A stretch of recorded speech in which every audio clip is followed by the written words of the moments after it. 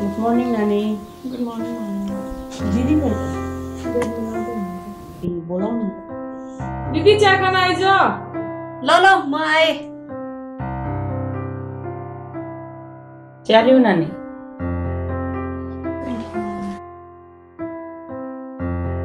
अलु बुझ्दा मम्मी यो लुगा हेर्नु न कस्तो राम्रो मलाई किन्दिनु खै हेरौँ। राम्रो रहेछ। त चाहिँ कति लुगा चाहिने नि किन्नु पर्ने? के हुन्छ त नि? ल भयो नि त।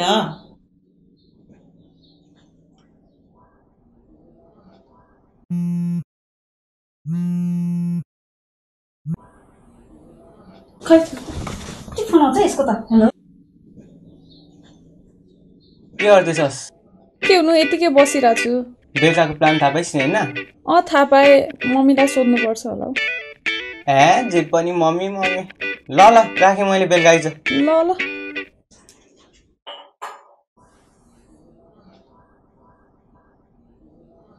मामु के गर्दै हुनुहुन्छ? सब्जी केलाइराखेको हो। के चाहियो तिमीलाई? होइन आज के मेरो साथीको बर्थडे छ अनि हामी बेलुका पब जाने भनेको अनि मलाई 10,000 दिनु न।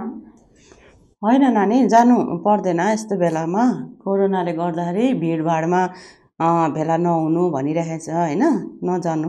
आज एक दिन मात्रै हो के मम्मी? होइन नानी जानु पर्दैन। मम्मी प्लिज के होइन जानु पर्दैन के नानी? कस्तो के मम्मी तपाईँ जहिले पनि यस्तो गर्नुहुन्छ मलाई कहिले पनि कहीँ जान दिनुहुन्न। जहिले पनि मेरो साथीहरू चाहिँ घुम्न जान्छ म चाहिँ जहिले पनि एक्लै घरमा बस्नुपर्छ। ओइ मुखमा के लाग्छस् मम्मीसँग?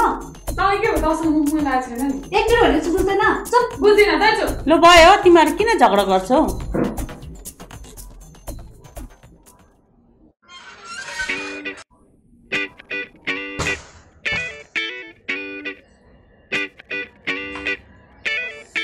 कस्तो ह्याङ भयो।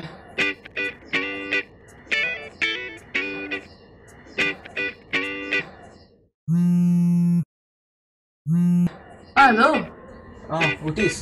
उठेँ अन्त म पनि हिजोकोले अहिलेसम्म ह्याङ बनाइरहेको छ। फोटो हेरिस् हिजोको? हेरेँ नि कस्तो राम्रो रहेछ। म मस्तो मिस भएँ नि। मम्मीले मलाई कहीँ जानै दिनुहुन्न। त चाहिँ मम्मीसँगै टाँसेर बस। त्यस्तो होइन क्या मलाई पनि कस्तो घुम्न मन लाग्छ कस्तो रमाइलो गर्नु मन लाग्छ। मलाई कहीँ निस्किनै दिँदैन घरबाट। त्यसपछि त घरबाट निस्किन् त भोलि बिहान म तँलाई लिन आउँछु। हल्का पैसा लिएर निस्कि। म नि त्यस्तै सोच्दैछु भने निस्कि। त्यसपछि म तँलाई भोलि बिहानै लिन आउँछु है त। हल्का पैसा लिएर ब्याग साइड प्याक गर अब निस्कि त। साँच्ची पक्का? पक्का म तँलाई बिहानै लिन आउँछु त्यसपछि। ल ल ल ल ल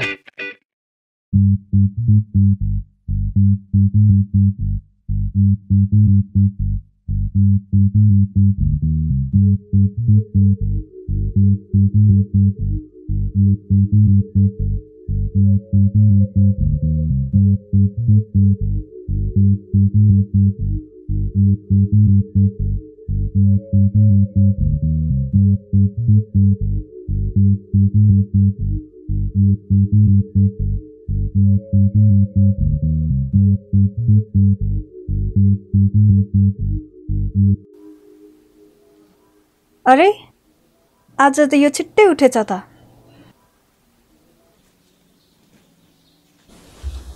छोरी उठ। उठिसकेछौ त? अस्मिता खै त? बाथरुमतिर गएको होला। ल बाथरुमबाट त म भर्खर आउँदैछु। छैन त? कहाँ गएछ एका बिहानै? कहाँ गएछ त है? अरे यो त खुल्लै रहेछ त। यसको त लुगा पनि छैन पैसा भएको पर्स पनि छैन। मम्मी के भयो छोरी? हेर्नु न त्यसको त लुगा पनि छैन पैसा भएको पर्स पनि छैन। हेर्नु न केही पनि छैन सब लिएर गएछ। मैले पनि फोन गरेको फोनै उठाएन त्यसको फोनै लागेन। अनि यहाँ मेसेज आए जस्तो छ नानी। खोइ त्यसले त घर छोडेर गएछ मम्मी, यहाँनिर नखोज्नु भनेर मेसेज गरेको छ। त्यसलाई फ्रिडम चाहियो रे।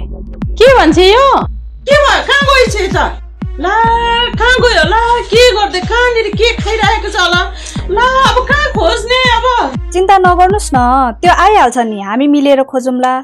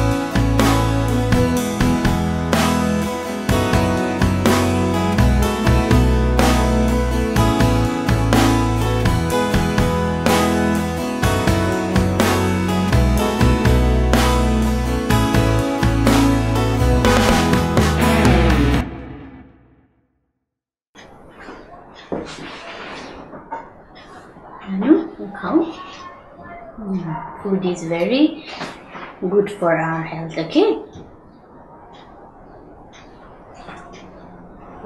You food उठाओ त।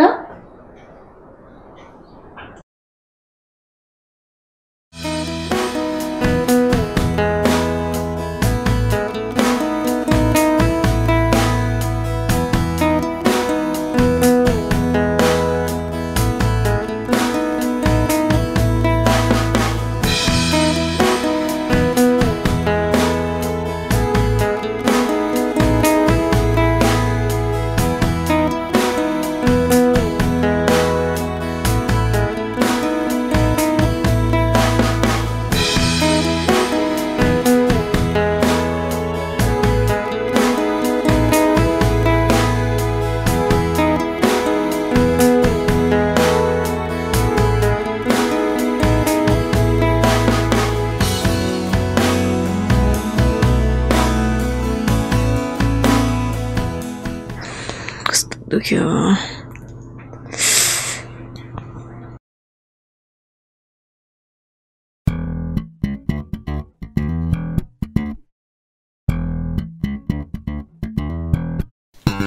के छ यार? के छ? अनि हिजो किन नआउनु पर्दैन भनेको ल? मम्मी कति लाइन गरेर नि तेरो मम्मी कस्तो छ के? मैले घर छोडेर आएँ नि। ठिक गरिस् यार तैँले। ओइलिस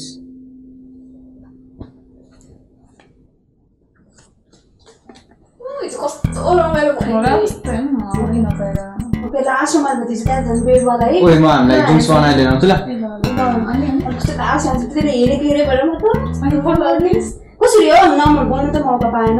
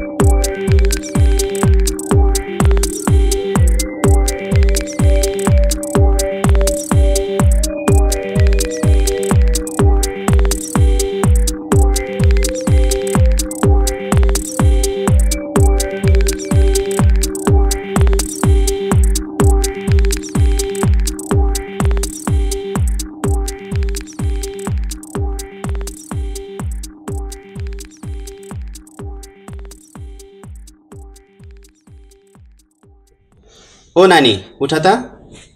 तपाईहरुको मेरो साथीहरु खोइ त? तिमी चाहिँ को? यो घर त हाम्रो हो नि। यो घर त सागरको होइन हौ। मेरो ब्याग खोइ त? तिम्रो साथीहरु गए पनि छैन यहाँ। तिमी कहाँबाट आएको? लकडाउन सुरु हुन आँटिसक्यो, तिमी छिटो घर जाऊ। मैले त घर छोडेर आइसके, अब म कहाँ जानु? त्यो कुरा मलाई थाहा छैन, तिमी घर गइहाल। एक दिन भाइको बेमा घर छोडेर जानु परेको थियो, लथालिङ्गै बनाएछ। कहाँ गएछ त त्यो? अब म कहाँ जानु होला, के गर्नु होला? भोक लागिसक्यो, पैसा पनि छैन, फोन पनि छैन, म त केही सोच्नै सकिनँ। के गर्नु होला? हन्नाकोमा गई हेर्नु पर्यो एकचोटि।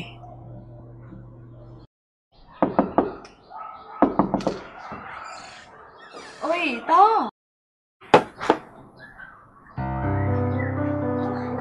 कुरा त त्यस्तो पो हो। अहिले त मेरोमा पनि समस्या छ, लकडाउन भएको कारणले गर्दाखेरि म तँलाई मेरोमा त राख्न सक्दिनँ। तर मेरो एकजना घरबेटी हुनुहुन्छ, उहाँकोमा चाहिँ काम गर्ने मान्छे चाहिरहेको छ भन्नुभएको छ। त्यो लागि म उहाँसँग चाहिँ कुरा गर्न सक्छु नि।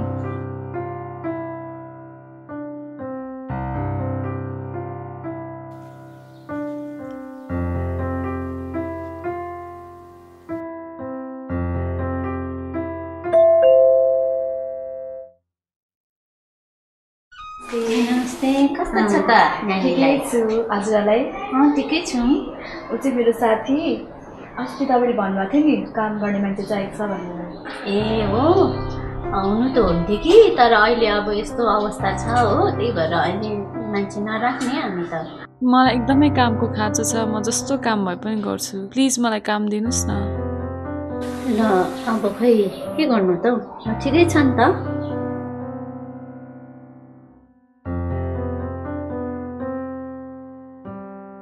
मम्मी के गर्दै हुनुहुन्छ होला? मेरो कति चिन्ता लिइराख्नु भएको होला। घर छोडेर ठुलो गल्ती गरेँ मैले।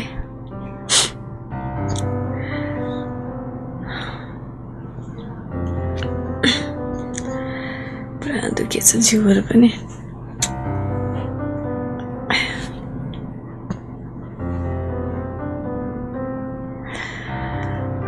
जेसुकै होस्, भोलि त म घर फर्किन्छु, गएर मम्मीलाई क्षमा माग्छु।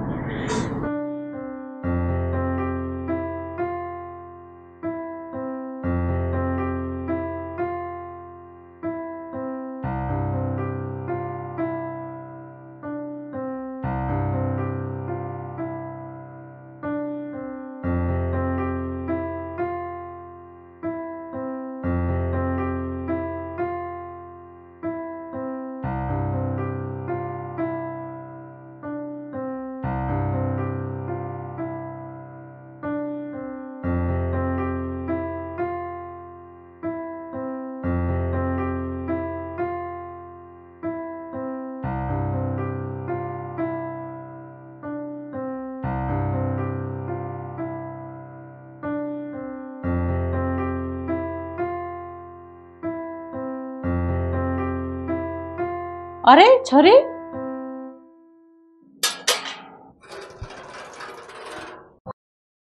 मम्मी आम सरी, मलाई क्षमा दिनुहोस्।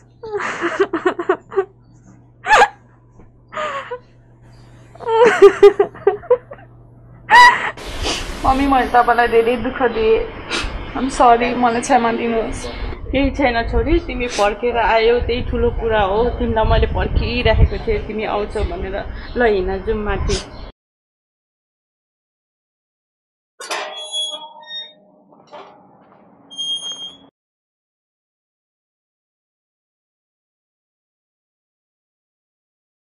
छोरी बस्दै गर ल, म एकैछिनमा आएँ ल। छोरी यो तिमीलाई गिफ्ट। ए यो त अस्ति मैले हेरेको सामान। Thank you mummy. वेलकम छोरी। उफ, यो लकडाउनले त सामान पाउनै गाह्रो भयो। मिठो मिठो बास्ना आइरहेको छ त। मम्मी के पाक्दैछ भित्र? कस्तो मिठो बास्ना पो आयो त। ए तिमी आइपुग्यो छोरी? तिम्रो बहिनी आइपुग्यो नि? त्यो फेरि आयो? लकडाउनको समय हामीलाई कति दुःख दिएको थियो नि, तपाईँले बिर्सिनु भयो? त्यत्रो दुःख दिएको हामीलाई, किन तपाईँले चाहिँ आउनु दिनुभएको त्यसलाई? त्यसो नभन न छोरी, तिमी त मसँगै छँदैछौ नि। हामी त खुसी हुनुपर्छ ऊ घर फर्केर आएको छ। उसले आफ्नो गल्तीहरू मानिलिएको छ, हामीले उसलाई क्षमा दिनुपर्छ छोरी।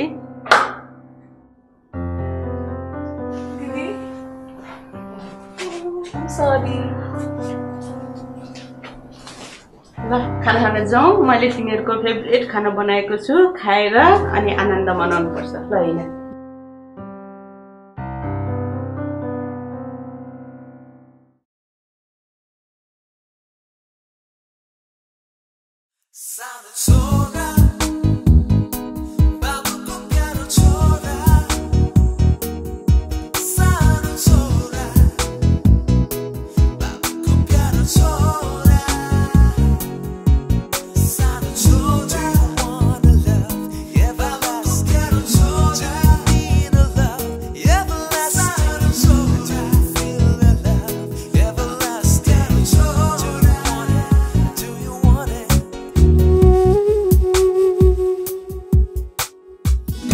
मानिसका 2 छोरा थिए।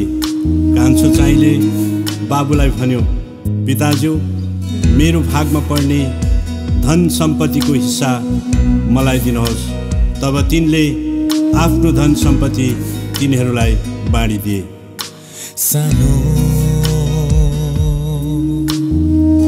छोराले माग्यो आफ्नो हिस्सा,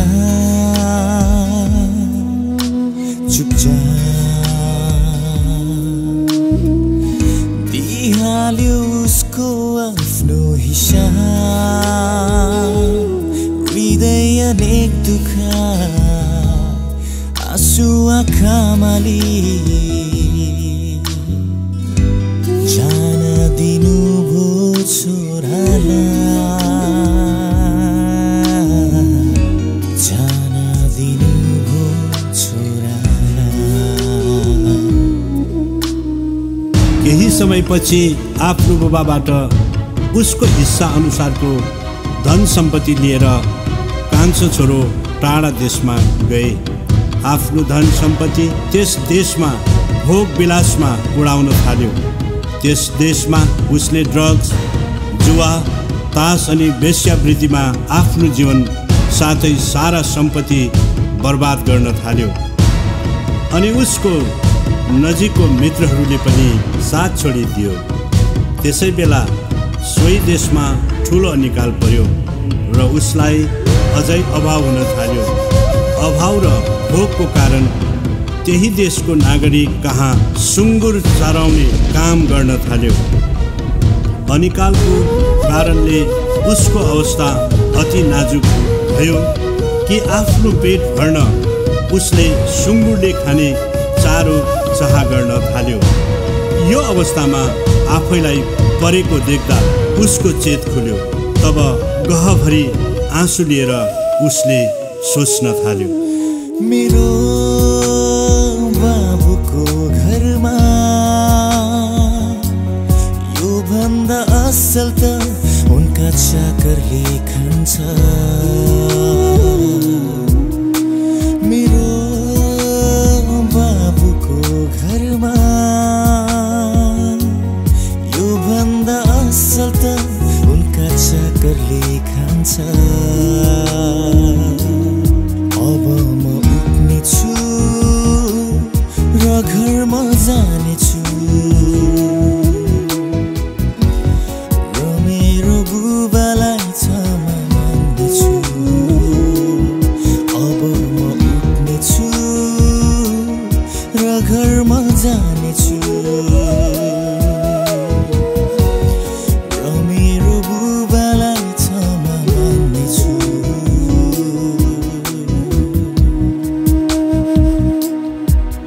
तब ऊ आफ्नो स्थिति छोडी बाबु कहाँ गए। ऊ धेरै टाढा हुँदा नै बाबुले उसलाई देखे अनि दयाले भरिएर दौडन्दै गएर उसलाई अङ्कमाल हाली चुम्बन गरे। अनि छोराले भन्यो, बाबु मलाई क्षमा गर्नुहोस् मेरा गल्तीहरू सबै। बाबु मलाई क्षमा गर्नुहोस् मेरा गल्तीहरू सबै। किनकि मैले तपाईको हृदयलाई दुखाइसकेको छु किनकि मैले तपाईको हृदयलाई दुखाइसकेको छु। तब बाबुले आफ्ना चाकरहरूलाई भने, झट्टै सबैभन्दा असल वस्त्र लिएर यसलाई पहिराइदेऊ। यसको हातमा औँठी र खुट्टामा जुत्ता लगाइदेऊ र पुस्टाइ राखेको पशु मार र हामी खाएर आनन्द मनाऊ। किनकि यो मेरो छोरो मरेको थियो, फेरि जीवित भएको छ, हराएको थियो र पाइएको छ।